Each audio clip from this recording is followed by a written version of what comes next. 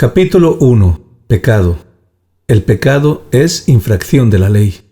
Primera carta de Juan, capítulo 3, versículo 4. El conocimiento del pecado es fundamental. El que quiere obtener conceptos correctos acerca de la santidad cristiana tiene que empezar por examinar el delicado y vasto tema del pecado. Tiene que escarbar muy profundo si quiere edificar muy alto. Un error aquí es catastrófico. Los conceptos equivocados sobre la santidad se pueden rastrear generalmente en criterios equivocados de la corrupción humana. No pido disculpas por comenzar este tomo sobre santidad haciendo algunas afirmaciones claras acerca del pecado. La verdad lisa y llana es que el conocimiento correcto del pecado es la raíz de todo el cristianismo salvador. Sin doctrinas como la justificación, conversión y santificación, hay palabras y nombres que no significan nada. Por lo tanto, lo primero que Dios hace cuando convierte a una persona en una nueva criatura en Cristo es enviar luz a su corazón y mostrarle que es un pecador culpable. La creación material en Génesis comenzó con luz y lo mismo sucede con la creación espiritual. Dios brilla en nuestros corazones por la obra del Espíritu Santo y, entonces, comienza la vida espiritual. Segunda carta a los Corintios, capítulo 4, versículo 6. Los conceptos inciertos o inseguros del pecado son el origen de la mayoría de los errores, herejías y doctrinas falsas en la actualidad. Si el hombre no se percata de la naturaleza peligrosa de la enfermedad de su alma, uno no puede preguntarse ¿cómo puede contentarse con remedios falsos o imperfectos? Creo que una de las necesidades principales en el siglo XXI ha sido y es una enseñanza más clara sobre el pecado. Definición de pecado. Comenzaré el tema dando algunas definiciones del pecado. Por supuesto, todos conocemos las palabras pecado y pecadores. Hablamos frecuentemente de que en el mundo hay pecado y de que los hombres cometen pecados. Pero, ¿qué queremos decir al usar estos términos y frases? ¿Lo sabemos realmente? Me temo que hay mucha confusión y vaguedad sobre esto. Trataré lo más brevemente posible de dar una respuesta. Digo pues que pecado es, hablando en general, como lo declara el artículo 9 de la Iglesia Anglicana, la falla y corrupción de la naturaleza de cada hombre engendrado por un hijo de Adán, por lo cual el hombre está muy apartado de su justicia original y es, por su propia naturaleza, inclinado hacia el mal, de modo que los deseos de la carne son siempre contra el espíritu y, por lo tanto, cada persona nacida en el mundo merece la ira y la condenación de Dios. El pecado, en resumen, es aquella vasta enfermedad moral que afecta a toda la raza humana, a todo rango, clase, nombre, nación, pueblo y lengua. Una enfermedad de la cual nadie, sino uno nacido de mujer, fue libre. ¿Necesito decir que ese uno fue Cristo Jesús nuestro Señor? Digo además que un pecado, hablando más particularmente, consiste en hacer, decir, pensar o imaginar cualquier cosa que no se conforma perfectamente a la mente y la ley de Dios. Pecado en suma, como dicen las Escrituras, es una infracción de la ley. Primera carta de Juan, capítulo 3, versículo 4. La más leve desviación, ya sea exterior o interior, del paralelismo matemático absoluto con la voluntad y el carácter revelado de Dios es un pecado y nos hace inmediatamente culpables a los ojos de Dios. Por supuesto, no necesito decirle a nadie que lee su Biblia con atención que alguien puede quebrantar la ley de Dios en su corazón y en su mente, aun cuando no haya ningún acto perverso manifiesto y visible. Nuestro Señor declaró este punto más allá de cualquier disputa en el Sermón del Monte. Mateo capítulo 5, versículos 21 al 28. Incluso un poeta ha dicho, el hombre puede sonreír y ser un villano.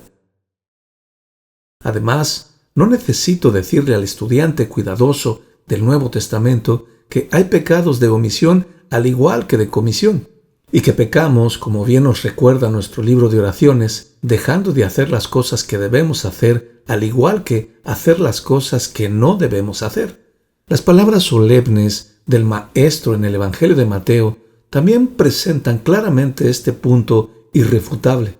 Dice allí: «Apartaos de mí, malditos, al fuego eterno preparado para el diablo y sus ángeles.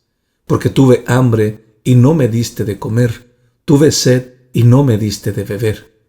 Fueron palabras profundas y reflexivas dichas por el santo arzobispo Husser justo antes de morir. Señor, perdona todos mis pecados y especialmente los de omisión. Pero creo necesario en estos tiempos recordar a mis oyentes que uno puede cometer pecado y no saberlo, y creerse inocente cuando en realidad es culpable. No veo ninguna justificación bíblica para la afirmación moderna de que el pecado no es pecado para nosotros hasta que lo discernimos y tenemos conciencia de él. Por el contrario, en los capítulos 4 y 5 del injustamente descuidado libro de Levítico y en el capítulo 15 de Números, encuentro que se enseña claramente a Israel que hay pecados por ignorancia que hacen impuro al pueblo y que necesitan expiación. Y encuentro que nuestro Señor enseña expresamente que el que sin conocerla, la voluntad de su amo, hizo cosas dignas de azotes, no será perdonado por su ignorancia, sino que era azotado o castigado. Lucas capítulo 12, versículo 48. Recordemos que cuando medimos lo pecadores que somos según nuestro propio conocimiento y conciencia, miserablemente imperfectos, pisamos un terreno muy peligroso. Un estudio más profundo del Levítico podría hacernos mucho bien. Origen y raíz del pecado. En cuanto al origen y la raíz de esta vasta enfermedad moral llamada pecado, tengo que decir algo. Me temo que los conceptos de muchos cristianos profesantes son tristemente defectuosos y equivocados. No puedo pasarlo por alto. Fijemos, pues, en nuestra mente que lo pecaminoso del hombre no empieza desde afuera, sino desde adentro. No es el resultado de una mala formación durante la niñez. No es que se aprenda de las malas compañías ni por los malos ejemplos como les gusta afirmar a algunos cristianos débiles. No, es una enfermedad congénita que todos heredamos de nuestros primeros padres Adán y Eva, y con la cual nacimos, creados a la imagen y semejanza de Dios, inocentes y justos al principio. Nuestros padres cayeron de la justicia original y llegaron a ser pecadores y corruptos. Y desde aquel día hasta hoy, todos los hombres y mujeres han nacido a la imagen de Adán y Eva, caídos, y heredan un corazón y una naturaleza con inclinación hacia el mal. Por un hombre entró el pecado al mundo. Lo que es nacido de la carne, carne es. Somos, por naturaleza, hijos de ira. La mente carnal es enemistad contra Dios, porque de dentro del corazón de los hombres, naturalmente como de una fuente, salen los malos pensamientos, las fornicaciones, los homicidios y cosas similares. El infante más hermoso que haya nacido este año y viene a ser el rayito de sol de una familia, no es, como su madre quizá cariñosamente lo llame, un angelito, ni un bebito inocente, sino un pequeño pecador. Acostado, sonriendo y balbuceando en su cuna, esta tierna criatura tiene en su corazón las semillas de todo tipo de maldades.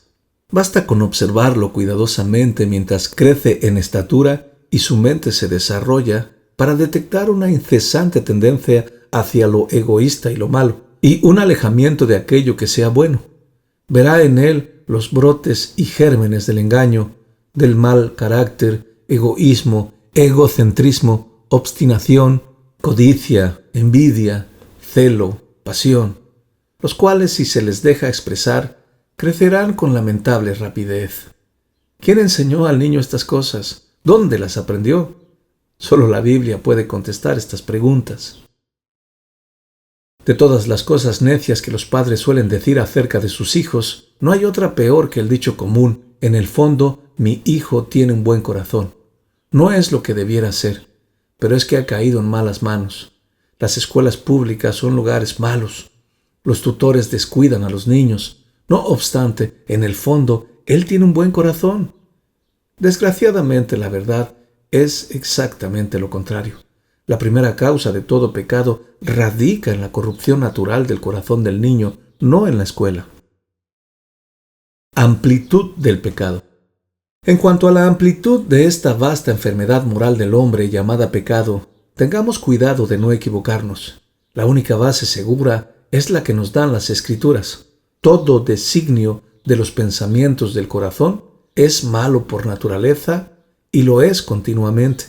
Génesis capítulo 6, versículo 5. Engañoso es el corazón más que todas las cosas y perverso. Jeremías capítulo 17, versículo 9. El pecado es una enfermedad que satura y compromete cada parte de nuestra constitución moral y cada una de nuestras facultades mentales.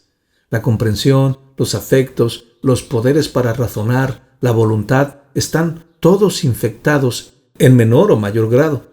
Aún la conciencia está tan ciega que no se puede depender de ella como un guía seguro y puede llevar al hombre a hacer tanto lo bueno como lo malo, a menos que esté iluminado por el Espíritu Santo. En resumen, desde la planta del pie hasta la cabeza, no hay cosa sana en nosotros. Isaías capítulo 1, versículo 6. La enfermedad puede estar oculta bajo una delgada capa de cortesía, buenos modales y un decoro exterior, pero se encuentra profundamente arraigada en el ser. Admito totalmente que el hombre tiene muchas facultades positivas y nobles, y que muestra una inmensa capacidad en las artes, en las ciencias y en la literatura. Pero el hecho sigue en pie. En cuanto a las cosas espirituales, el hombre está completamente muerto y no tiene conocimiento, ni amor, ni temor natural de Dios. Sus mejores cualidades están tan entretejidas y mezcladas con corrupción que el contraste solo evidencia claramente la verdad y extensión de la caída. Nos muestra que una y la misma criatura es en algunas cosas tan superior y en otras tan baja, tan grande y no obstante tan pequeña, tan noble y sin embargo tan mala, tan grandiosa en su concepción y ejecución de las cosas materiales y, no obstante, tan arrastrada y tan degenerada en sus afectos. Capaz de planificar y construir edificios como los de Karnak y Luxor en Egipto, y el Partenón en Atenas, y no obstante adorar a dioses y diosas viles, a aves, bestias y seres que se arrastran. Capaz de producir obras trágicas como las de Sófocles e historias como las de Tucídides y, no obstante, ser esclavo de vicios abominables como los descritos en el primer capítulo de la Epístola a los Romanos. Todo esto es un complicado rompecabezas para los que se burlan de la palabra escrita de Dios y de los eruditos bíblicos. Pero es un nudo que podemos desatar con la Biblia en nuestras manos. Podemos reconocer que el hombre tiene en sí todas las marcas de un templo majestuoso, un templo en el cual alguna vez moraba Dios, pero que ahora está en ruinas. Un templo en el que una ventana destrozada aquí, una puerta allá y una columna más allá todavía dan una idea de la magnificencia de su diseño original, pero un templo que ha caído de su apogeo de un extremo al otro y que ha perdido su gloria. Y por eso decimos que nada soluciona el complicado problema de la condición del hombre, sino la doctrina del pecado original o de nacimiento y los devastadores efectos de la caída. Recordemos, además de esto, que cada parte del mundo da testimonio del hecho que el pecado es la enfermedad universal de toda la humanidad. Busquemos por toda la tierra, de este a oeste, de polo a polo. Busquemos por toda nación, de todo tipo de clima, en los 4 puntos cardinales de la tierra. Busquemos en cada rango y clase social en nuestro país, desde el más elevado al más bajo, y en cada circunstancia y condición, la conclusión siempre será la misma. Las islas más remotas en el Océano Pacífico, completamente separadas de Europa, Asia, África y América, más allá del alcance del lujo oriental y las artes y literatura de Occidente, islas habitadas por gente que no sabe de libros, dinero, la fuerza del vapor, ni de la pólvora. En estas islas siempre se ha encontrado, al descubrirlas, que había entre sus pobladores las formas más viles de lujuria, crueldad, engaño y superstición. Si los habitantes no han sabido ninguna otra cosa, siempre han sabido cómo pecar. En todo lugar engañoso es el corazón más que todas las cosas y perverso. Por mi parte, no sé de una prueba más contundente de la inspiración de Génesis y del registro de Moisés acerca del origen del hombre que el poder, la extensión y la universalidad del pecado. Reconozcamos que la humanidad surgió de una pareja y que esa pareja cayó, como nos lo dice Génesis 3, y que el estado de la naturaleza humana en todas partes es fácilmente comprensible. Neguémoslo, como lo hacen muchos, y nos encontraremos inmediatamente envueltos en dificultades inexplicables. En una palabra, la uniformidad y universalidad de la corrupción humana dan respuesta a los ejemplos más difíciles de explicar de las enormes dificultades de la infidelidad. El pecado en la vida del creyente. Después de lo dicho, estoy convencido de que la prueba más grande de la extensión y el poder del pecado es lo pertinaz que éste es en aferrarse al hombre, aun después de que éste se ha convertido y es el objeto de las operaciones del Espíritu Santo. Según el lenguaje del 9º artículo, esta infección de la naturaleza permanece aún en los que están regenerados.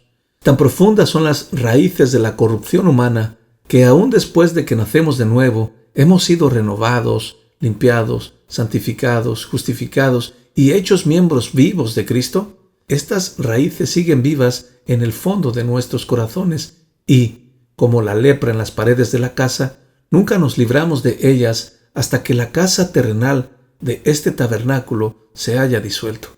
Sin lugar a dudas, el pecado en el corazón del cristiano ya no domina, está controlado, mortificado y crucificado por el poder expulsivo del nuevo principio de gracia. La vida del creyente es una vida de victoria, no de fracaso, pero las mismas batallas que hay en su seno, la lucha que ve que tiene que librar diariamente, el celo continuo que tiene que ejercer sobre su hombre interior, el conflicto entre la carne y el espíritu, los quejidos que nadie, fuera de los que los han vivido, conocen, testifican de la misma gran verdad. Todos muestran el enorme poder y vitalidad del pecado. Ciertamente debe ser poderoso ese enemigo que, aunque esté crucificado, sigue vivo.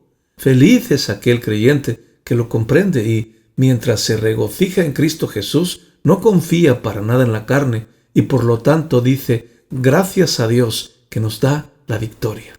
Primera carta a los Corintios, capítulo 15, versículo 57. Nunca se olvida de estar en guardia y orando para no caer en tentación. Lo ofensivo del pecado. En cuanto a la culpabilidad, vileza y lo ofensivo del pecado a los ojos de Dios, mis palabras serán pocas.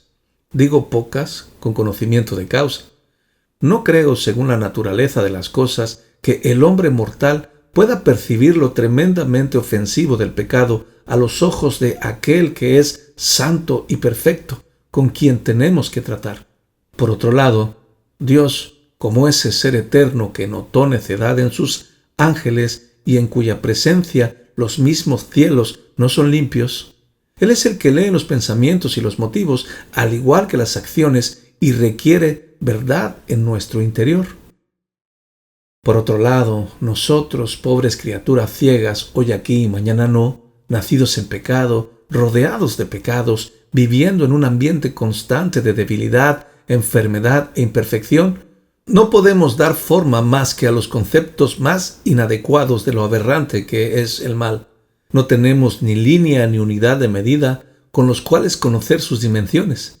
El ciego no puede ver una diferencia entre una obra maestra de Tiziano o Rafael y el rostro de la reina en el mural del pueblo.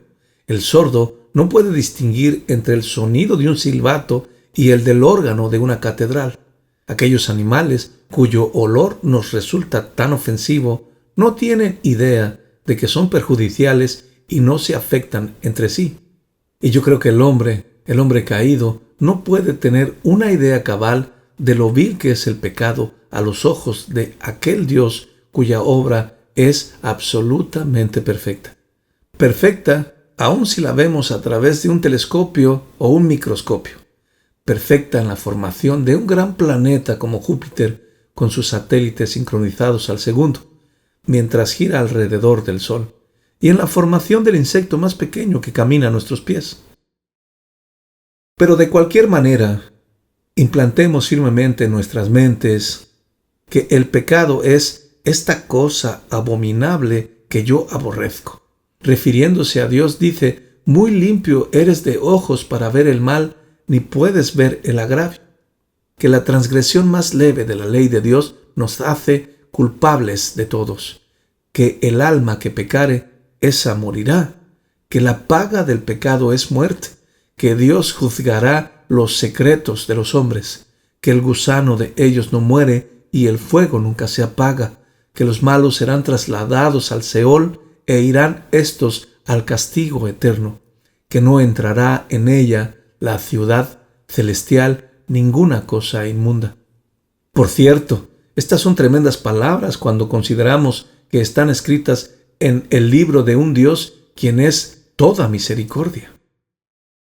Después de todo, no hay prueba de lo serio del pecado que sea más sobrecogedora e irrefutable como la cruz y la pasión de nuestro Señor Jesucristo, y toda la doctrina de sustitución y expiación. Terriblemente negra ha de ser esa culpa por la cual sólo la sangre del Hijo de Dios podía satisfacer. Pesada debe ser la carga del pecado humano que hizo gemir a Jesús y sudar gotas de sangre en agonía en Getsemaní y clamar desde el Gólgota: Dios mío, ¿por qué me has desamparado? Mateo capítulo 27, versículo 46. Estoy convencido de que nada nos asombrará tanto cuando despertemos en el día de resurrección como la vista que tendremos del pecado y del conocimiento retrospectivo que tendremos de nuestras innumerables faltas y defectos.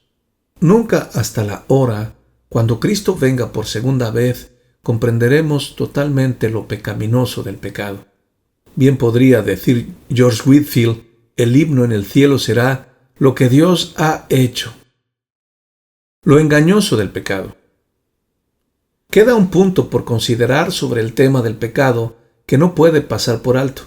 Ese punto tiene que ver con lo engañoso que es. Es un asunto de importancia primordial y me aventuro a pensar que no recibe la atención que merece.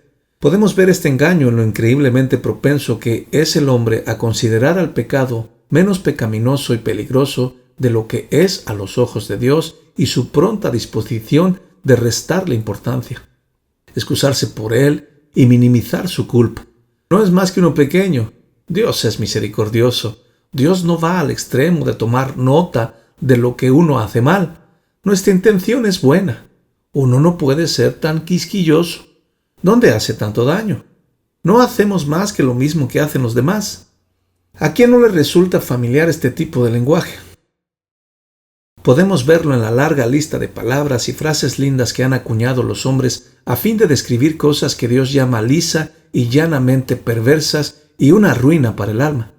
¿Qué significan expresiones como de vida fácil, alegre, alocado, inseguro, desconsiderado, indiscreto? Muestra que los hombres tratan de engañarse a sí mismos y de creer que el pecado no es tan pecaminoso como Dios dice que lo es, y que no son tan malos como realmente son. Podemos verlo en la tendencia, aún de creyentes, de permitirles a sus hijos conductas cuestionables y de ignorar el resultado inevitable del amor al dinero, de jugar con la tentación y sancionar a los transgresores sin el debido rigor. Me temo que no comprendemos suficientemente la extrema sutileza de la enfermedad de nuestra alma. Somos demasiado prontos a olvidar que la tentación de pecar raramente se nos presenta en su verdadera realidad diciendo: soy tu enemigo mortal y quiero arruinarte eternamente en el infierno. Oh no, el pecado nos llega como Judas con un beso y como Joab con una mano extendida y palabras halagadoras. El fruto prohibido le parecía bueno y deseable a Eva, y no obstante le echó fuera del Edén. Caminar tranquilamente en la azotea de su palacio le pareció inofensivo a David, pero terminó en adulterio y homicidio. El pecado raramente parece pecado al principio. Estemos en guardia y oremos, no sea que caigamos en tentación. Podemos darle a la impiedad nombres bonitos, pero no podemos alterar su naturaleza y carácter a los ojos de Dios. Recordemos las palabras de Pablo: exhortaos los unos a los otros cada día, para que ninguno de vosotros se endurezca por el engaño del pecado. Hebreos capítulo 3, versículo 13. Es una oración sabia en nuestra letanía la que dice: de los engaños del mundo, la carne y el diablo, líbranos, buen Señor. Autodegradación. Y ahora, antes de seguir adelante, quiero mencionar brevemente dos pensamientos que parecen surgir con fuerza irresistible de este tema. Por un lado, les pido a los que escuchan que observen las razones profundas que todos tenemos para humillarnos y degradarnos a nosotros mismos. Sentémonos ante la figura del pecado que nos presenta la Biblia y consideremos qué criaturas tan culpables, viles y corruptas somos todos a los ojos de Dios. Cuánta necesidad tenemos todos del cambio del corazón llamado regeneración, nuevo nacimiento o conversión. Qué masiva es la debilidad e imperfección que se aferra al mejor ser humano en su mejor expresión. Qué solemne es el pensamiento que dice que sin santidad nadie verá al Señor. Hebreos capítulo 12, versículo 14. ¿Qué razón tenemos de clamar con el publicano cada noche de nuestra vida cuando pensamos en nuestros pecados de omisión, al igual que los de comisión? Dios, sé propicio a mí, pecador. Lucas capítulo 18, versículo 13. Qué admirablemente encajan las confesiones generales y de la comunión en el libro de oraciones con la condición actual de todos los cristianos profesantes. Qué divinamente adecuado es el lenguaje para los hijos de Dios que el libro de oraciones pone en la boca del cristiano antes de acercarse a la mesa de comunión. El recuerdo de nuestras malas acciones nos son gravosas. La carga es intolerable. Ten misericordia de nosotros, ten misericordia de nosotros, Padre muy misericordioso, en el nombre de tu Hijo, nuestro Señor Jesucristo, perdónanos por todo lo pasado. Tan cierto es que el santo más santo es en sí un miserable pecador y necesitado de misericordia y gracia hasta el último momento de su existencia. De todo corazón, apoyo aquel pasaje en el sermón sobre justificación de Job, que comienza diciendo: consideremos las mejores cosas y las más santas que hacemos. Nunca estamos más comprometidos con Dios que cuando oramos. No obstante, muchas veces cuando oramos, ¿cómo nos distraemos?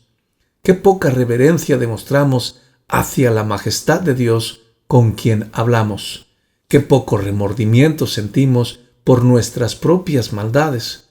Qué poco gusto sentimos de la influencia de sus tiernas mercedes. ¿No sucede que muchas veces nos sentamos deseosos de comenzar como lo estamos de terminar? Como si al decir invócame, Salmos capítulo 50, versículo 15, nos hubiera dado una tarea muy difícil. Lo que digo puede parecer algo extremo.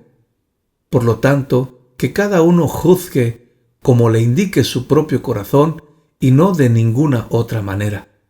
Haré solo una demanda.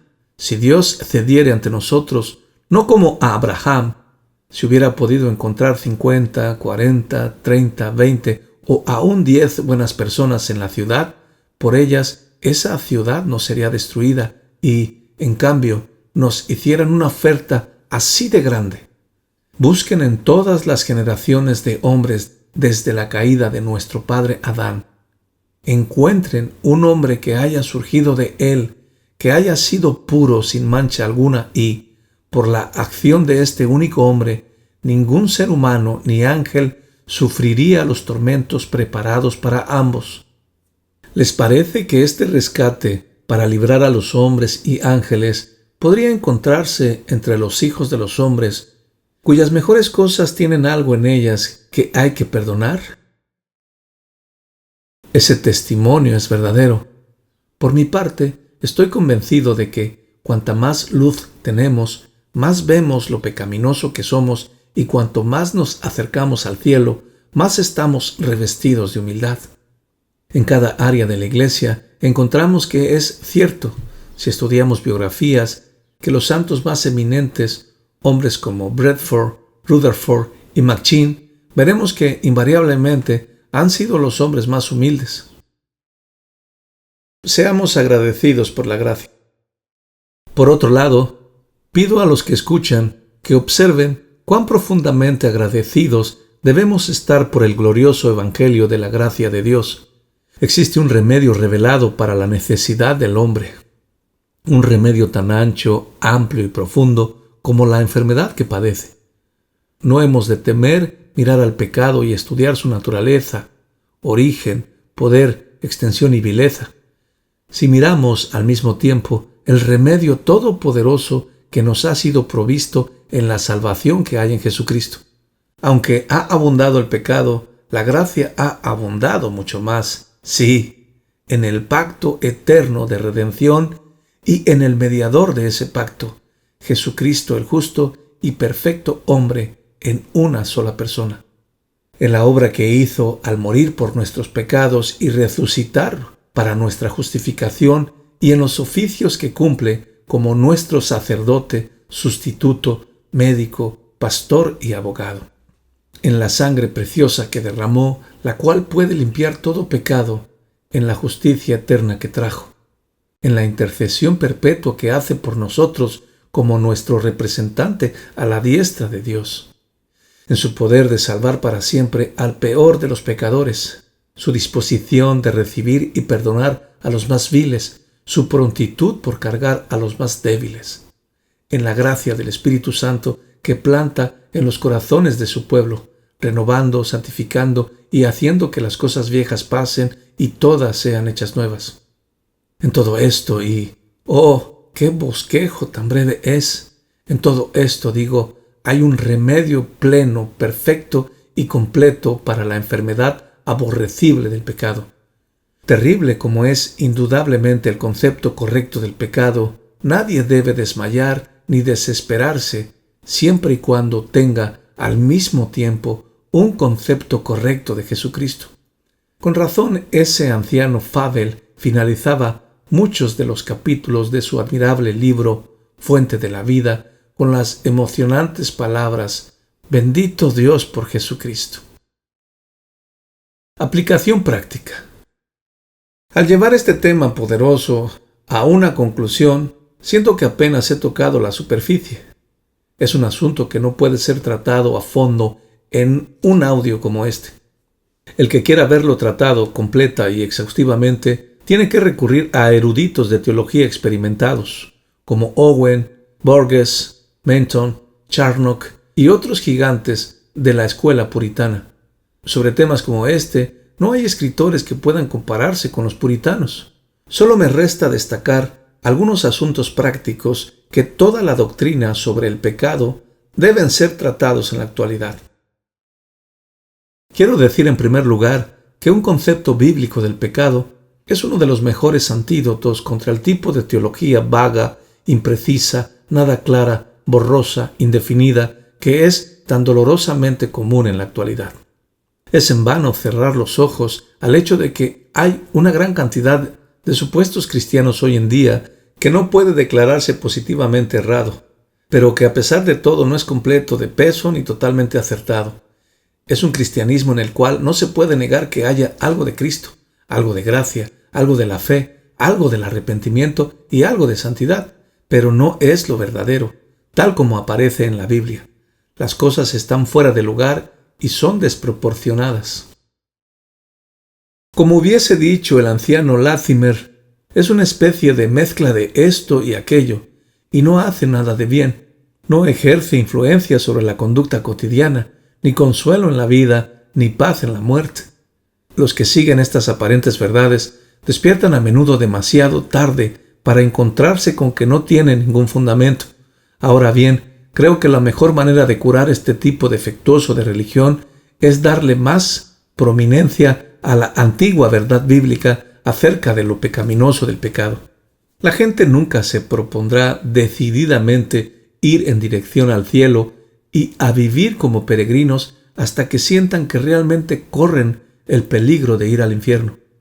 Tratemos de reavivar la antigua enseñanza acerca del pecado en los jardines de infantes, escuelas, colegios y universidades. No olvidemos que la ley es buena si uno la usa legítimamente y que, por medio de la ley, es el conocimiento del pecado. Pongamos la ley al frente y enfaticémosla de modo que los hombres le presten atención. Hablemos de los 10 mandamientos e insistamos en ellos, demostrando lo largo, ancho, profundo y alto de sus requerimientos. Este fue el método de nuestro Señor en el Sermón del Monte. No hay nada mejor que podamos hacer que seguir su plan.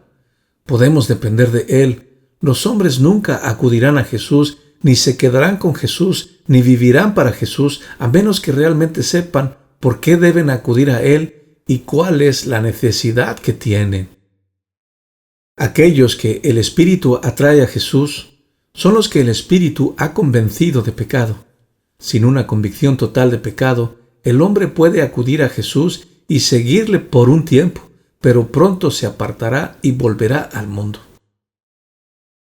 Tener un concepto bíblico del pecado es una de las mejores maneras de evaluar la teología extravagante, amplia y liberal, que está en boga en nuestros días. La tendencia del pensamiento moderno es rechazar los credos y toda clase de límites en la religión. Se cree que es muy bueno y sabio no condenar ninguna opinión y declarar que todos los maestros inteligentes y serios son dignos de confianza, no importa lo heterogéneas y mutuamente destructivas que puedan ser sus opiniones.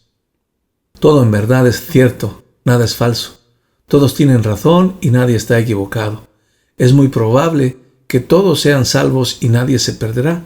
La expiación y sustitución de Cristo, la personalidad del diablo, los elementos milagrosos en las Escrituras, la realidad y eternidad del futuro castigo, todas estas poderosas piedras fundamentales se tiran indiferentemente por la borda como lastre, a fin de aliviar el barco del cristianismo y hacer posible que se mantenga al paso de la ciencia moderna. Si tomamos una postura firme en defensa de estas grandes verdades, nos llaman cerrados, anticuados y fósiles teológicos.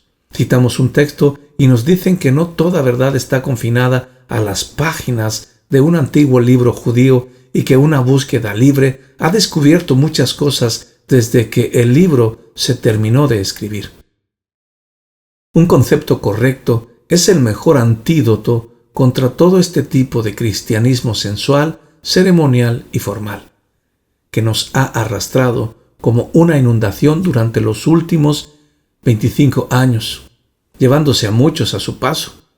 Comprendo que este sistema de religión tiene mucho de atractivo para cierta mentalidad, siempre y cuando la conciencia no esté totalmente iluminada. Me resulta difícil creer que cuando esa parte maravillosa de nuestro ser llamada conciencia está realmente despierta y viva, un cristianismo ceremonial, sensual, nos satisfaga plenamente. A un niñito se le puede tranquilizar y entretener fácilmente con juguetitos y sonajeros mientras no tenga hambre, pero en cuanto lo siente, sabemos que comer es lo único que lo satisfará. Sucede lo mismo con el alma. Música, flores, velas, inciensos, estandartes, procesiones, vestiduras hermosas, confesionarios y ceremonias de carácter similar a las católicas romanas hechas por el hombre, lo satisfarán bajo ciertas condiciones, pero una vez que despierta y se levanta de entre los muertos, no se contentará con estas cosas. Le parecerán simples frivolidades y una pérdida de tiempo. Pero en cuanto vea su pecado, tiene que ver a su Salvador. Se siente atacado por una enfermedad mortal y nada lo satisfará sino el gran médico. Tiene hambre y sed y no puede conformarse con menos que el pan de vida. Puedo parecer audaz al decir esto, Pero afirmo, sin temor a equivocarme, que 4 de cada 5 de católicos romanos del último cuarto de siglo no hubieran existido si se les hubieran enseñado más fehacientemente y con más amor la naturaleza del pecado y lo vil y pecaminoso que es. Un concepto correcto del pecado es uno de los mejores antídotos contra las teorías demasiado forzadas de la perfección, de las que oímos tanto en estos tiempos. Diré poco de estas y confío no ofender a nadie con lo que digo. Si aquellos que nos presionan para que seamos perfectos quieren decir que seamos consecuentes en todo y que prestemos cuidadosa atención a todas las gracias que constituyen el carácter cristiano, tendríamos razón no solo en tolerarlos, sino en coincidir enteramente con ellos. Pero si en realidad quieren decirnos que, en este mundo, el creyente puede lograr una libertad total del pecado, vivir por años en una comunión continua e ininterrumpida con Dios y que durante meses no tiene ni siquiera un pensamiento malo, tengo que decir sinceramente que tal opinión me parece muy poco bíblica. Y voy aún más lejos. Digo que la opinión que comparto es muy peligrosa para el que esto cree y es muy probable que deprima, desaliente e intimide a los que preguntarían acerca de la salvación. No encuentro en la palabra de Dios la más mínima razón para esperar tal perfección mientras estamos en este cuerpo mortal. Creo que las palabras del artículo 15 son totalmente ciertas, que solo Cristo es sin pecado y que todos nosotros, el resto de los mortales, aunque hemos sido bautizados y nacidos de nuevo en Cristo, ofendemos de muchas maneras y si decimos que no tenemos pecado, nos engañamos a nosotros mismos y la verdad no está en nosotros. Usando el lenguaje de nuestra primera homilía, existen imperfecciones en nuestras mejores obras. No amamos a Dios tanto como deberíamos con todo nuestro corazón, mente y recursos. No tememos a Dios tanto como deberíamos. No oramos a Dios sin tener muchas y grandes imperfecciones. Damos, perdonamos, creemos y esperamos imperfectamente. Hablamos, pensamos y lo hacemos imperfectamente. Luchamos imperfectamente contra el diablo, el mundo y la carne. Por lo tanto, no nos avergoncemos de confesar sencillamente nuestro estado de imperfección. Repito una vez más lo que he dicho.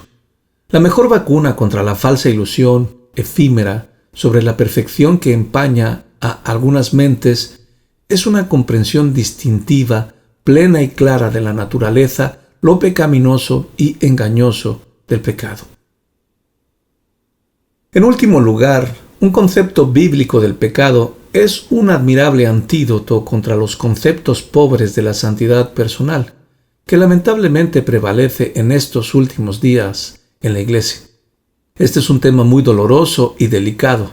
Lo sé, pero no me atrevo a pasarlo por alto.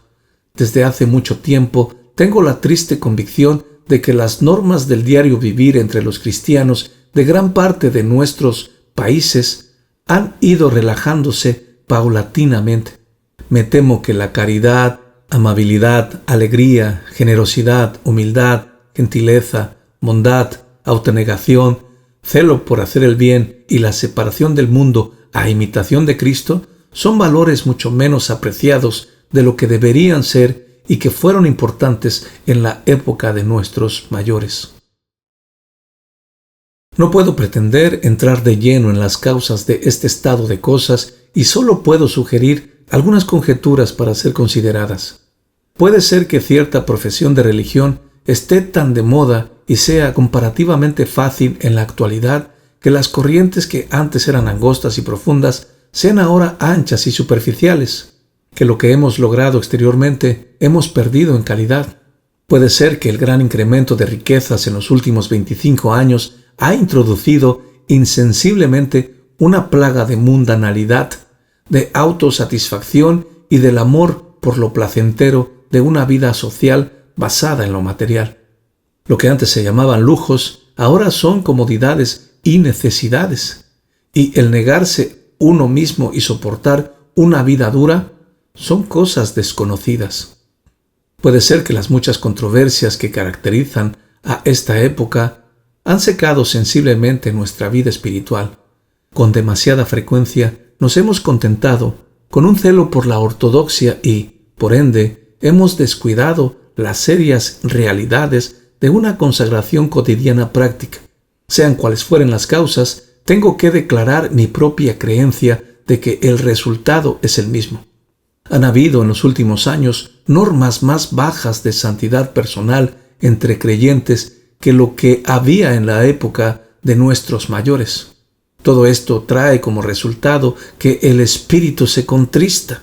El asunto requiere humillarse mucho y escudriñar el corazón. Remedios.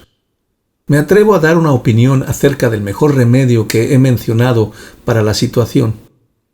Otras corrientes de pensamiento en las iglesias tienen que formar sus propios criterios. Estoy convencido de que la cura para los evangélicos se encuentra en una comprensión más clara de la naturaleza y lo pecaminoso del pecado. No necesitamos volver a Egipto y tomar prestadas prácticas similares a las católicas romanas a fin de revivir nuestra vida espiritual.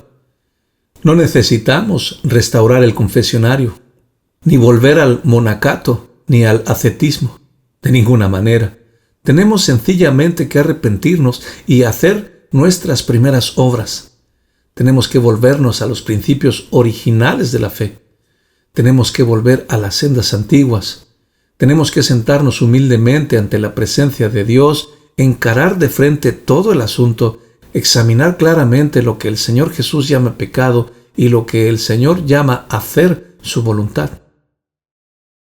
Debemos luego tratar de entender que es terriblemente posible vivir una vida descuidada, fácil, medio mundana y, a la vez, mantener los principios evangélicos y llamarnos evangélicos.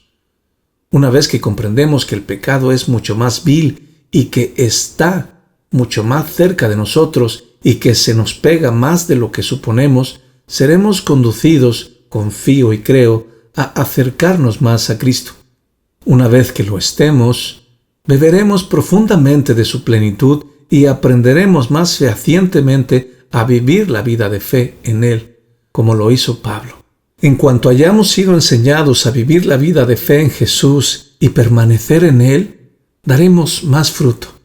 Seremos más fuertes para cumplir nuestro deber, más pacientes en las pruebas, más cuidadosos de nuestro pobre y débil corazón y más como nuestro Maestro en todos nuestros pequeños quehaceres cotidianos. En la proporción en que comprendamos cuánto ha hecho Cristo por nosotros, trabajaremos para hacer mucho para Cristo.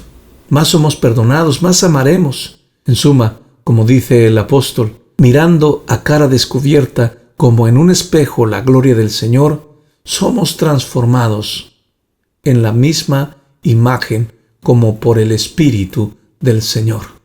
Segunda carta a los Corintios, capítulo 3, versículo 18. Sea lo que fuere que algunos optan por pensar o decir, no puede haber ninguna duda de que un aumento de sensibilidad por la santidad es una de las señales de nuestra época. Las conferencias para promover la vida espiritual son temas de congresos casi todos los años. El tema ha despertado mucho interés en muchos países, por lo que debemos estar agradecidos. Cualquier movimiento basado en principios sólidos que ayuda a profundizar nuestra vida espiritual y a aumentar nuestra santidad personal será una verdadera bendición para la Iglesia. Hará un gran aporte para unirnos y curar nuestras desafortunadas divisiones. Puede traer una efusión fresca de la gracia del Espíritu y dar vida a los muertos. Aún con la seguridad que tengo, como dije al comienzo de este audio, tenemos que escarbar profundo para edificar alto. Estoy convencido de que el primer paso hacia el logro de un nivel más elevado de santidad es comprender más plenamente lo asombrosamente pecaminoso que es el pecado.